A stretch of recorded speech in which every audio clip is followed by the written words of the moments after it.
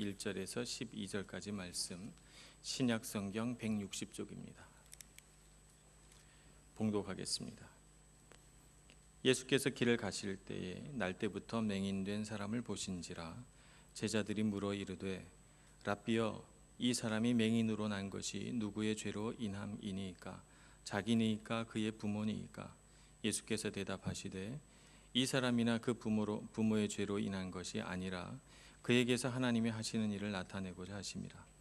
때가 아직 낮음에 나를 보내신 이의 일을 우리가 하여야 하리라. 밤이 오리니 그때는 아무도 일할 수 없느니라. 내가 세상에 있는 동안에는 세상의 빛이로라.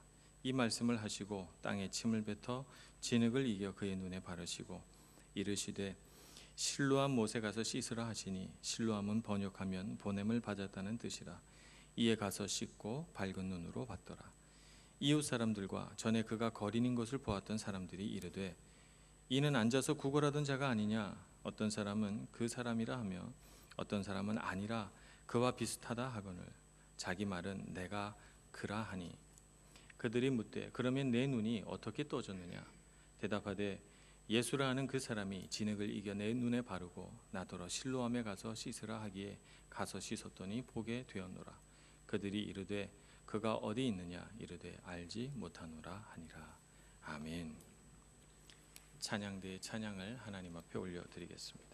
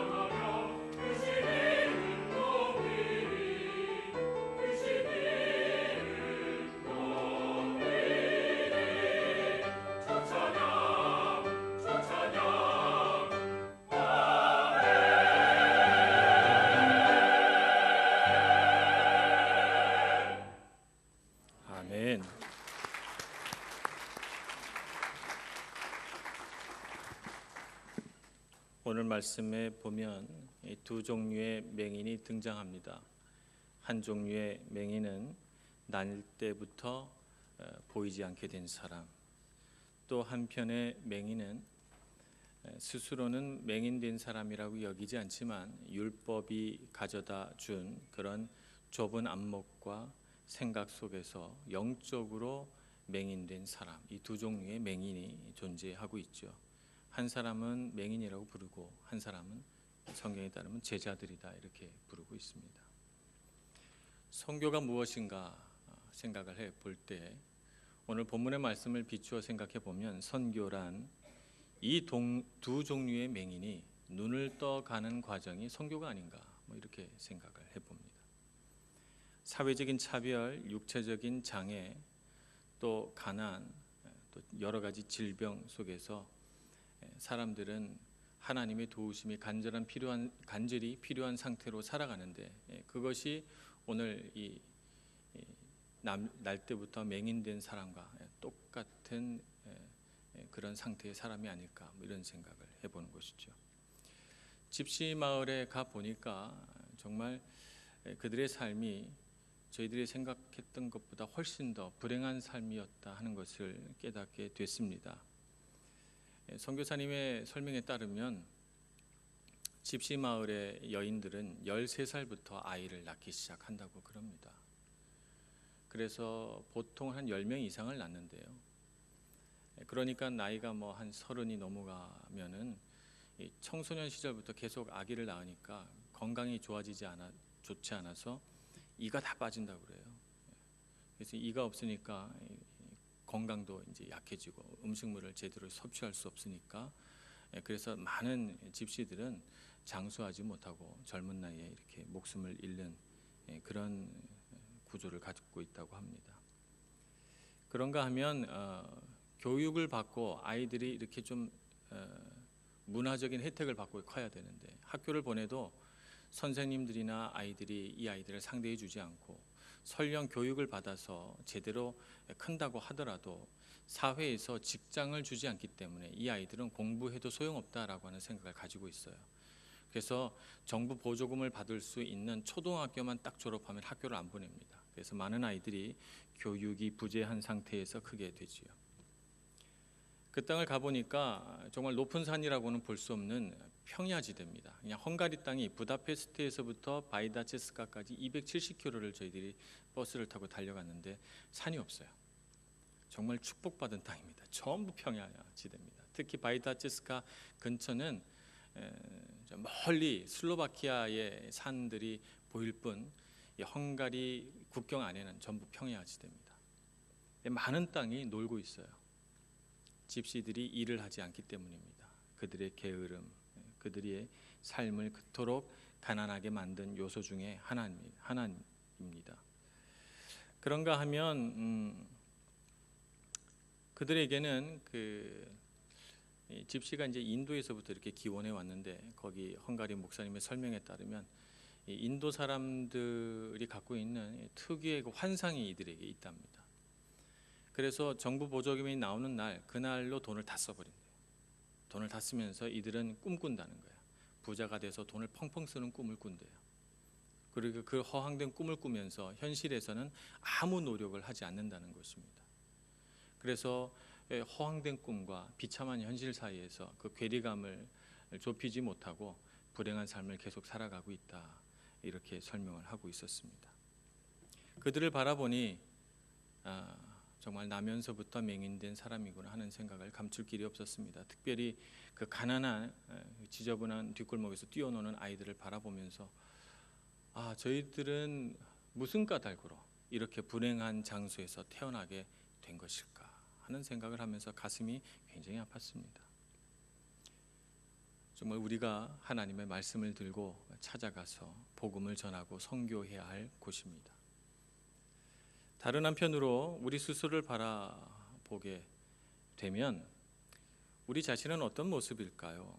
스스로 잘 믿는 사람이라고 생각하고 집시들에 비하면 훨씬 축복받은 사람입니다.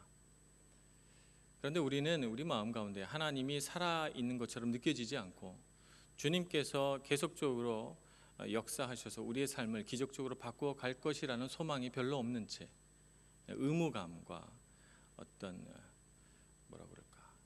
교회에 꼭 나와야 된다는 그런 어떤 율법에 매인 생각으로 교회에 나오는 그런 이름만 그리스도인이 아닐까 하는 생각도 문득 해보면서 만일 그렇다면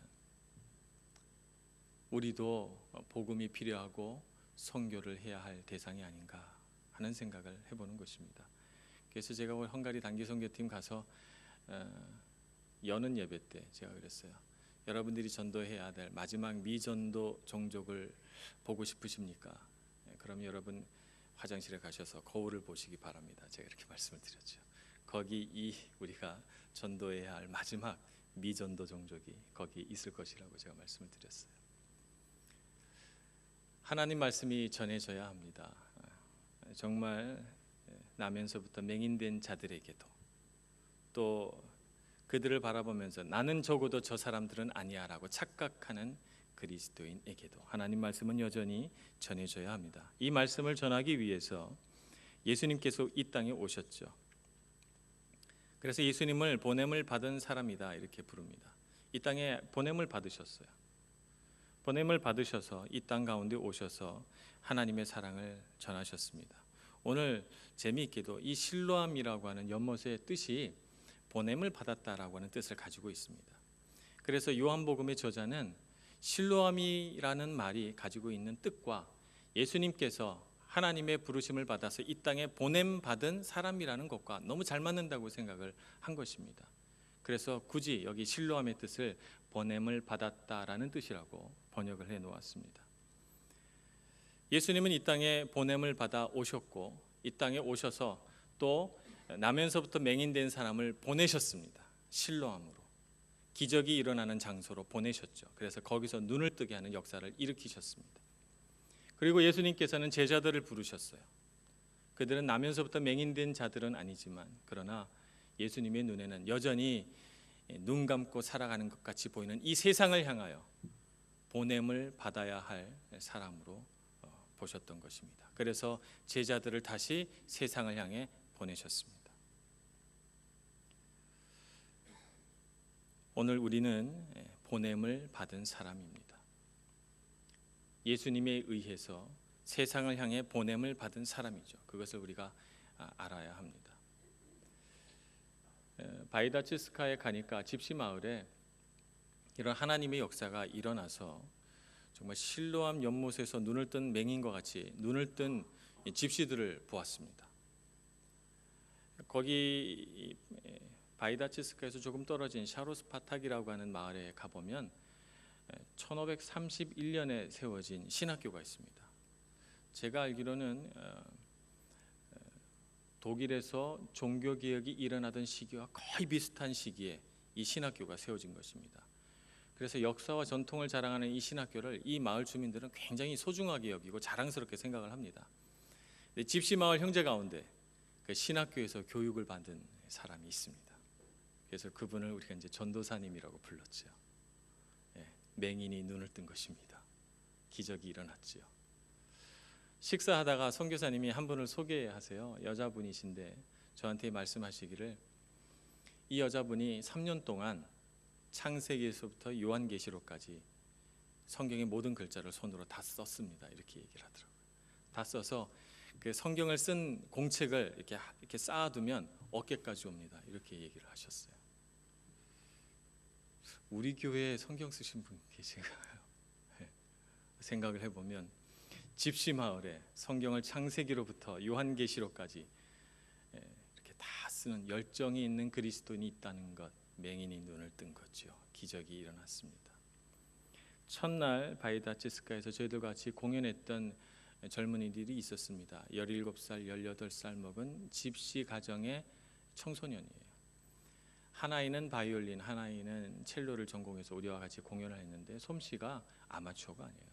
정말 연주를 잘해서 저희들이 깜짝 놀랐는데 이 아이들은 음악대학에 진학하기 위해서 지금 공부하고 있고 그것을 또 꿈꾸고 있습니다.